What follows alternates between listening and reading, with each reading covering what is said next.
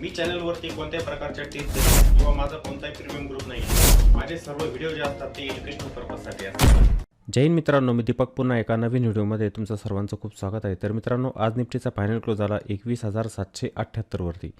21,778 वरती निफ्टीने आजच्या दिवशी या ठिकाणी फायनल क्लोज दिला आणि आजच्या दिवशी पण मार्केटमध्ये थोडी बाईंग दिसली आपल्याला. ठीक आहे, आज होता मंथली एक्सपायरीचा दिवस. आज होती मंथली एक्सपायरी. आता यानंतर जी सिरीज चालू होईल 2024ची, जानेवारी 2024ची सिरीज या ठिकाणी चालू होईल. ठीक आहे, डिसेंबर मंथची ही मंथली एक्सपायरी होती. ही होती मंथली एक्सपायरी. तर मार्केटमध्ये मोमेंटम तुटत नाही कोणत्याच ठिकाणी आणि विकनेसचा कोणताच साईन आपल्याला दिसत नाही आहे. आता हे पास्ट ट्रेडिंग सेशन बघा, तुम्हाला दिसेल की मार्केटमध्ये कंटिन्युअस चांगला मोमेंटम आहे, मार्केटवरतीच जात आहे. आणि आपण म्हटलं होतं की हा जो स्विंग असणार त्याच्यावरती मार्केट गेलं तर त्यामध्ये बाईंगच येणार आहे. म्हणजे 21,600 ही एक लेवल होती की त्याच्यावरती मार्केटमध्ये शॉर्ट कवरिंग येऊ शकते आणि मार्केटवरती जाऊ शकतं आणि तसं गेलं. पण आजचा हाय जर बघितला मार्केटचा 21,800 होता जवळजवळ. 21,800 या कॅन्डलचा हाय बघूया आपण. आजची डेलीची कॅन्डल जी बनली तिचा हाय जर बघितला 21,801चा होता. 21,801 म्हणजे जवळजवळ मार्केट गेलेलं आता 21,800पर्यंत. 22,000पर्यंत जाण्यासाठी 200 पॉईंट फक्त या ठिकाणी बाकी आहे. जानेवारीच्या फर्स्ट वीकमध्येच मार्केट 22,000पर्यंत पण जाऊ शकतं. काही वेळेला उद्या जर गॅप अप झालं मार्केट 80-100 पॉईंटने उद्या पण गाठू शकतं. व्हायला काय पण होऊ शकतं, मार्केट आहे शेवटी. ठीक आहे, तर मार्केटमध्ये मोमेंटम कंटिन्यू आहे, विकनेसचा कोणताच साईन नाही आहे. आपण म्हटलो त्याप्रमाणे मार्केट बरोबर या स्विंग हायच्या वरती जात आहे. तर या ठिकाणी थोडंसं करेक्शन होतं, रिट्रेसमेंट. जेव्हा प्राईस अपट्रेंडमध्ये जात असते, ठीक आहे, एक इम्पल्स वेव्ह तयार करते, एक करेक्टिव्ह वेव्ह तयार करत असते. आता इथून जर मार्केटवरती गेलं तर हा इम्पल्स वेव्ह पण मोठा बनू शकतो, म्हणजे इथून मार्केटवरती पण जाऊ शकतं अजून. आता ते किती जाणार त्यासाठी आपल्याजवळ कोणतेच लेवल नाही आहे. ठीक आहे, वरती कोणताही रेजिस्टन्स नाही. आपण फक्त एक सायकोलॉजिकल लेवल बघू शकतो, राऊंड फिगर लेवल बघू शकतो आणि त्यावरून अंदाज लावू शकतो की मार्केटमध्ये हे हर्डल येणार. म्हणजे जसं 22,000ची लेवल आहे बघा, ही एक हर्डल आपल्यासाठी बनू शकते वरती. आता एक सायकोलॉजिकल लेवल आहे, इथंच रायटर असतात, इथेच कॉल रायटर असतात. ठीक आहे, आणि सपोर्ट जो बनलेला आहे मार्केटसाठी 21,600. 21,600 हा मार्केटसाठी बनलेला आहे ते सपोर्ट. तर त्या ट्रेंडसोबतच आपण गेलं पाहिजे, निगेटिव्ह साईडला जायला नको. ठीक आहे, बहुतेक जण ट्रेंडच्या अपोजिट साईडला जात असतात. मार्केटवरती जात आहे, पुट बाय करून बसणार. मी तुम्हाला बहुतेक व्हिडिओमध्ये अशी उदाहरणं पण देत असतो बघा, की काही जण अपोजिट जातात ट्रेंडचे, की आत्ताच मार्केट खाली येईल, ते येणार नाही, ते वरतीच जाणार. सायकोलॉजी खूप मॅटर करते जेव्हा पण तुम्ही ट्रेडिंग करत असतात मार्केटमध्ये.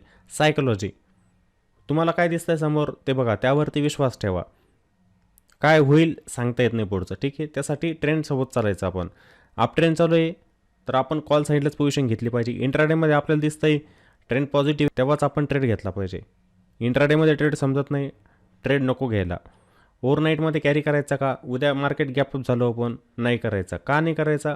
दुसऱ्या दिवसाचं सांगता येत नाही काय होईल. मार्केट गॅपडाऊन पण ओपन होऊ शकतं. समजा झालं 100 पॉईंटने गॅपडाऊन ओपन, मग काय होईल? तुम्हाला मोठा लॉस होईल.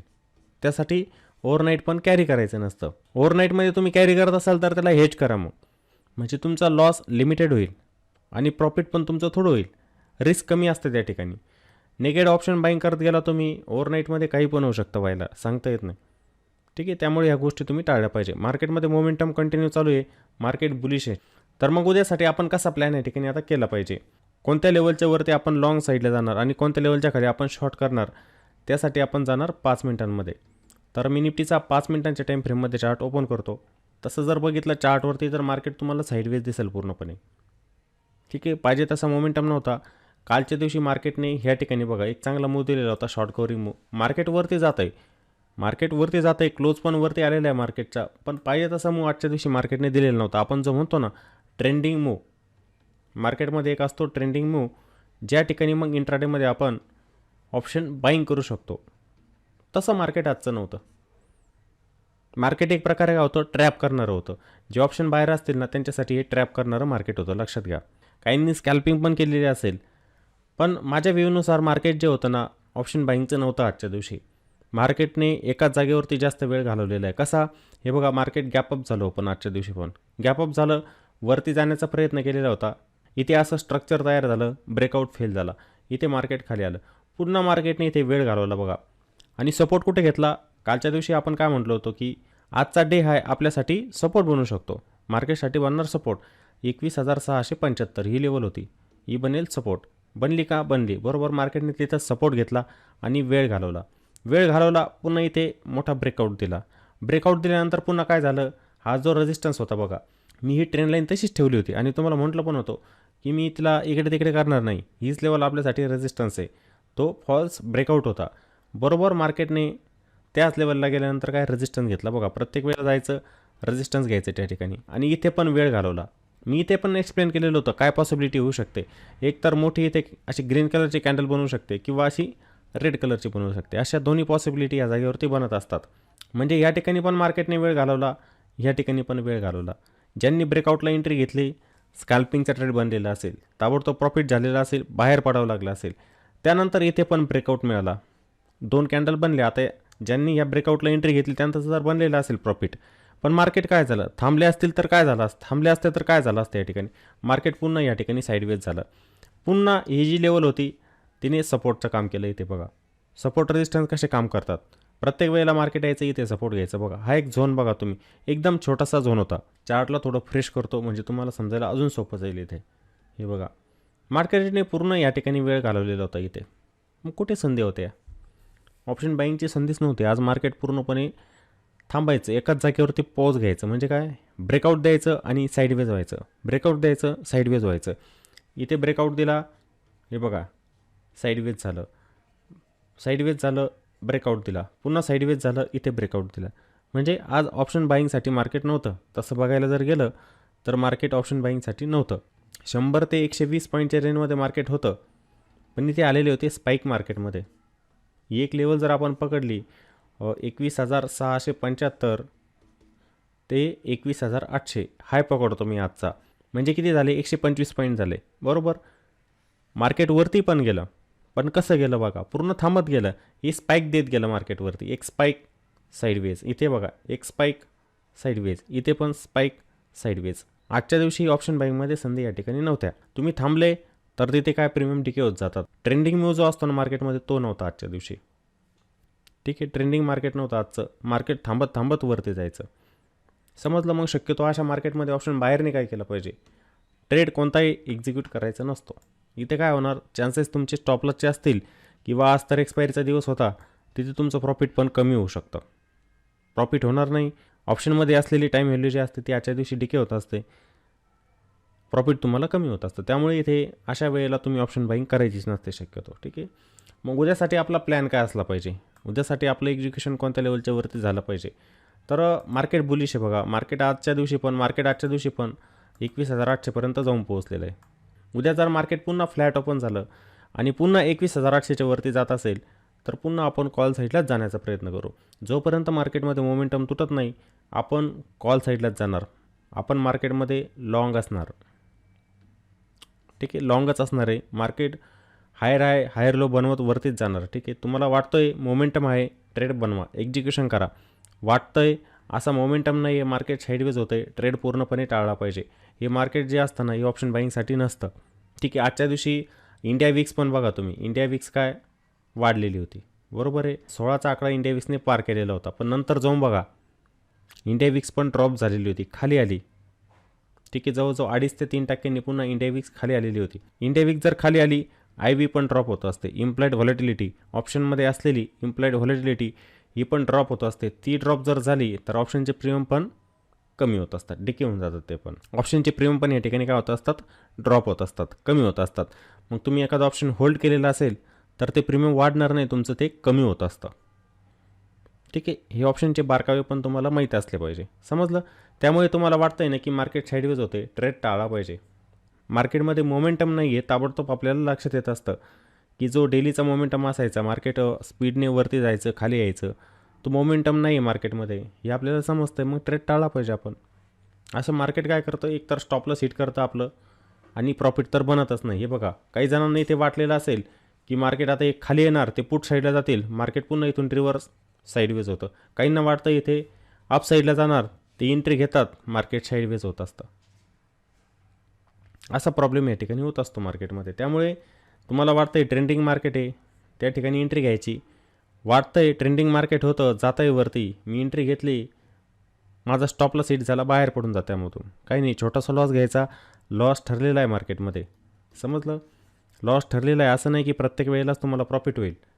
मार्केट तुम्हाला प्रत्येक वेळेला पैसा बनवून देणार नाही, लॉस पण तुम्हाला घ्यावा लागतो. समजलं. मग जेव्हा मार्केट 21,800च्या वरती जाईल आपण प्लॅन करू कॉल साईडलाच जाण्याचा, लॉंग जाणार आपण मार्केटमध्ये. टार्गेट सांगता येत नाही, रेजिस्टन्स आपल्याजवळ कोणताच नाही. एक मोठा रेजिस्टन्स आहे फक्त 22,000चा. हीच लेवल आपल्यासाठी एक रेजिस्टन्सचं काम करू शकते, 22,000ची लेवल. समजलं. मार्केट पुन्हा गॅपअप झालो आपण आजच्यासारखंच, आजचा डे हाय म्हणजे 21,800 ही मार्केटसाठी सपोर्टचं काम करेल. जसं मार्केट बघा इथे पण जे खाली आलेलं होतं, सपोर्ट कुठे घेतला, ह्याच लेवलवरती 21,675 वरती. उद्या पण इथे असंच होऊ शकतं. मार्केट जर गॅपअप झालो आपण पुन्हा 50-60 पॉईंटने आणि खाली आलं तर ह्याच लेवलवरती सपोर्ट घेताना दिसू शकतं आपल्याला. कोणती लेवल? 21,800.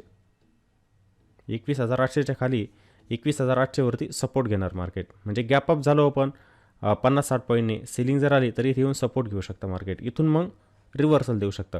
तशीच ॲक्टिव्हिटी होते मार्केटमध्ये, तुम्ही पण बघताय. तुम्हाला लाईव्हमध्ये पण ह्या गोष्टी मी दाखवून देत असतो. सकाळी आपलं जे यूट्यूब लाईव्ह होत असतं त्यावरती मी तुम्हाला या सर्व गोष्टी सांगत पण असतो, एक्सप्लेन करत असतो की कशाप्रकारे एक रेजिस्टन्स सपोर्टचं काम करत असतो. या गोष्टी पण तुम्ही बघायच्या असतात. किंवा जर झालं आहे गॅपअप ओपन मार्केट इथे, तर ते वरती जातं आहे का, सस्टेन होतं आहे का, ट्रेंड त्याचा बघायचा, त्यानंतर तुमचं एक्झिक्युशन झालं पाहिजे. डायरेक्ट एंट्री कधी घेऊ नका, तुम्ही इथे ट्रॅप होऊ शकतात. अशा ठिकाणी तुम्ही ट्रॅप होत असतात. तुम्ही 1-2 कॅन्डल बघून एंट्री घेतात, 2 कॅन्डल बनले आहे म्हणजे मार्केट वरतीच जाणार, ते जात नाही, ते खाली येऊन जातं, तुमचा स्टॉपला हिट करून टाकतं ते. ठीक आहे. सर्व गोष्टी तुम्ही बघायच्या असतात. सपोर्ट रेजिस्टन्स कोणते, कुठे मार्केट येऊन सपोर्ट घेऊ शकतं ते बघायचं असतं. समजलं.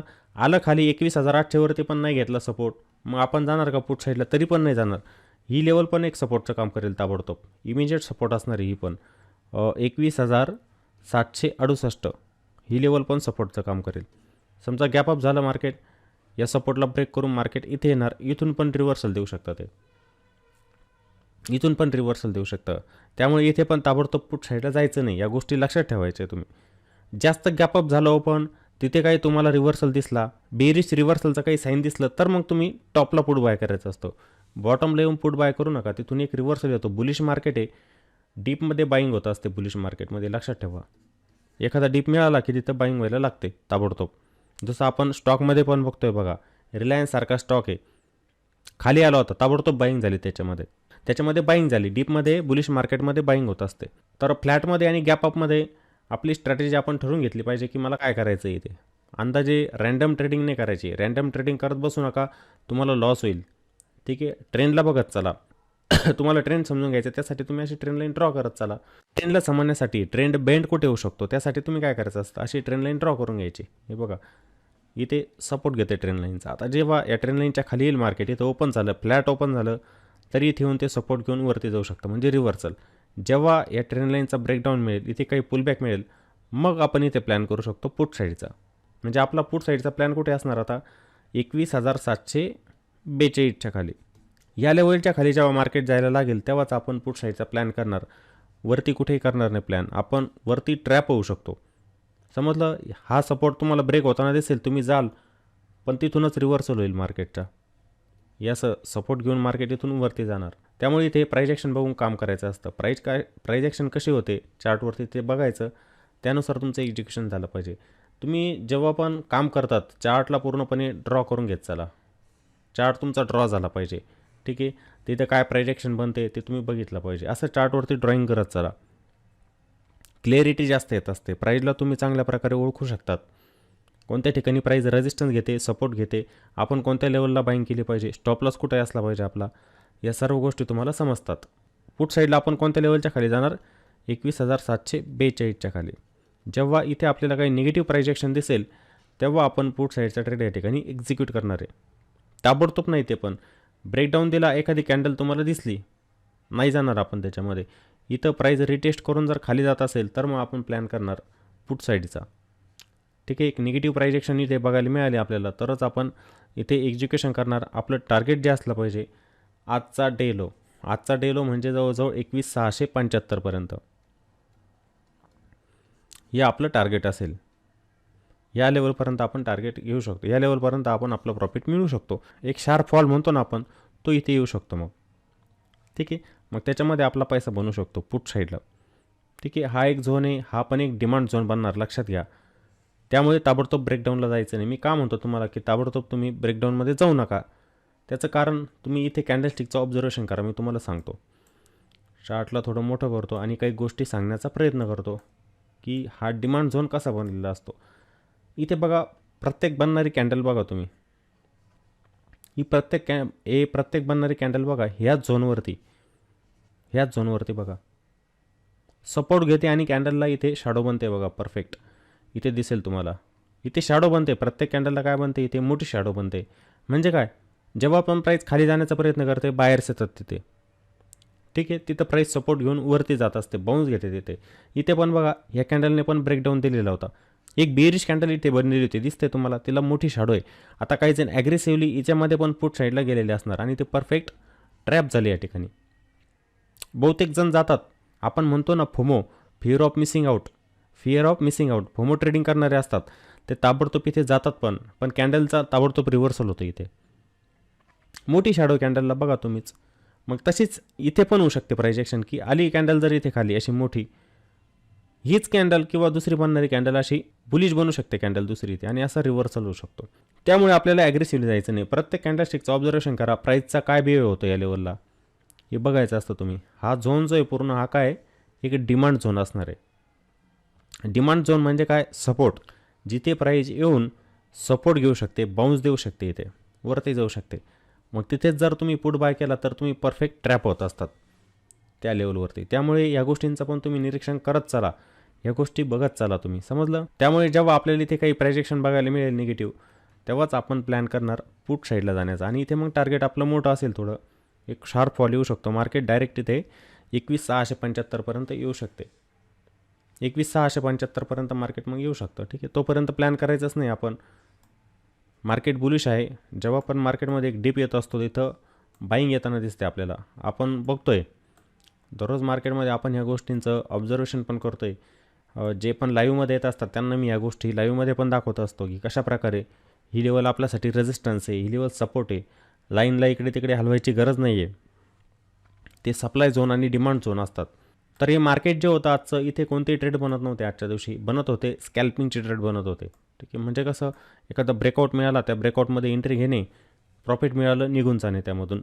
ट्रेंडिंग मूव्ह होता आजचा मार्केटचा. जसं आपण म्हटलं होतं की आज मंथली एक्सपायरी, एक ट्रेंडिंग मूव्ह आपल्याला बघायला मिळू शकतो, पण तो आला नाही. मार्केट गेलं वरती, पण थांबत गेलं. आणि जेव्हा पण तुम्ही ट्रेड घ्यायचा आहे, SLचा वापर करायचाच, स्टॉप लॉस लावून मार्केटमध्ये काम करत चला. मनात कधीही स्टॉप लॉस पकडू नका. मार्केटमध्ये केव्हा काही होऊ शकतं. हे बुलिश मार्केट म्हणतोय आपण, अचानक बेरीज झालं 4-5 दिवसासारखं. म्हणजे काय झालं होतं त्या दिवशी, 500-600 पॉईंटने मार्केट खाली आलेलं होतं. मग अशा मार्केटमध्ये तुम्ही जर ट्रॅप झाले तर तुमचा पैसा पूर्ण संपून जाणार तिथे. त्यामुळे स्टॉप लॉस लावायचाच, हिट झाला तर हिट झाला. प्रत्येक वेळेला तर प्रॉफिट देणार नाही मार्केट तुम्हाला, लॉस पण सहन करावे लागणार. पण लॉस कसे घ्यायचे, छोटे. त्यामुळे स्टॉप लॉस लावून मार्केटमध्ये काम करायचं असतं. तर निफ्टीमध्ये तुम्हाला महत्त्वाचे लेवल समजलेले असतील, कोणत्या लेवलच्या वरती आपली बाईंग होऊ शकते आणि कोणत्या लेवलच्या खाली आपण सेल साईडला जाऊ शकतो.